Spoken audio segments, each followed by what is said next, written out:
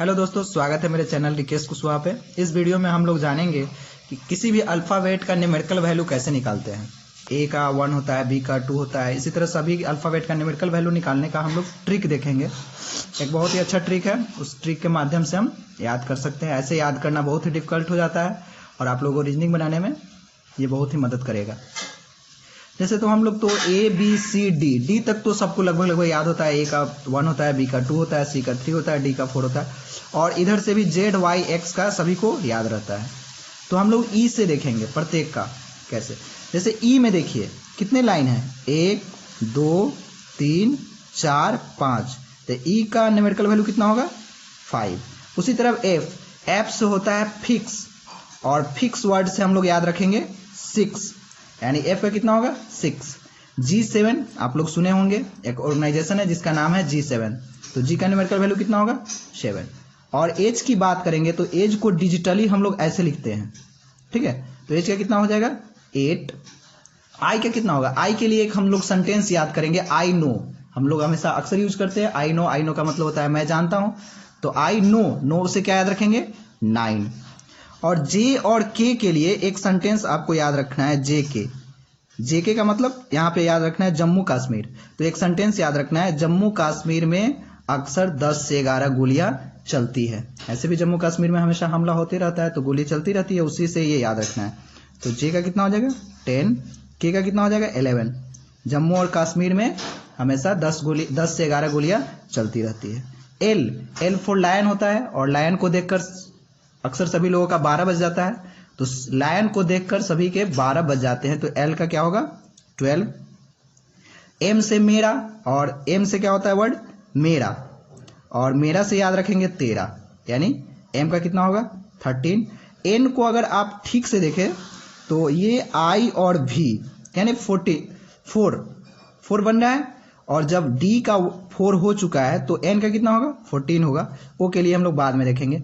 P को अगर उल्टा कर देंगे तो 6 होगा, 6 तो पहले आ चुका है, इसका मतलब इसका कितना हो जाएगा 16 हो जाएगा। क्यू का अगर आप ठीक से देखें तो इसमें ही पता चल रहा है, इसके इमेज से ही पता चल रहा है कि इसमें 7 का थोड़ा सा निर्माण हो रहा है, तो इसका हम लोग 17 याद रखेंगे। आर को भी अगर रिवर्स कर दे, ऐसे इसको अगर ज्वाइन कर देते तो 8 बन जाएगा, तो इसका 18 याद रखेंगे।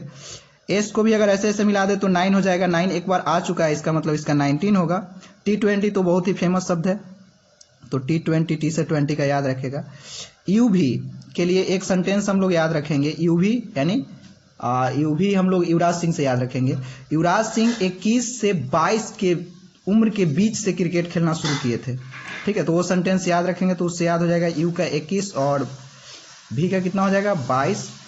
डब्लू को अगर हम पलट दे तो ये 3 बन जाएगा, तो एक बार 13 और 3 आ चुका है, तो डब्लू का कितना होगा 23।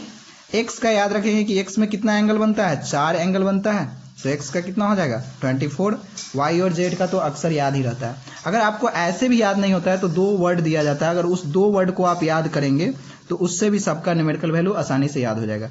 जैसे एक वर्ड है इजोती, EJOTY, इजोती। इसमें जितने भी लेटर्स है ये सब 5 के मल्टीपल है, यानी ई का वैल्यू 5, जे का वैल्यू 10, ओ का वैल्यू 15, टी का वैल्यू 20 और वाई का वैल्यू 25। और एक और वर्ड है सिफ्यूरक्स, CFILORUX, ये सभी 3 का मल्टीपल है, इसका होगा 3, 6, 9, 12, 15, 18, 21, 24।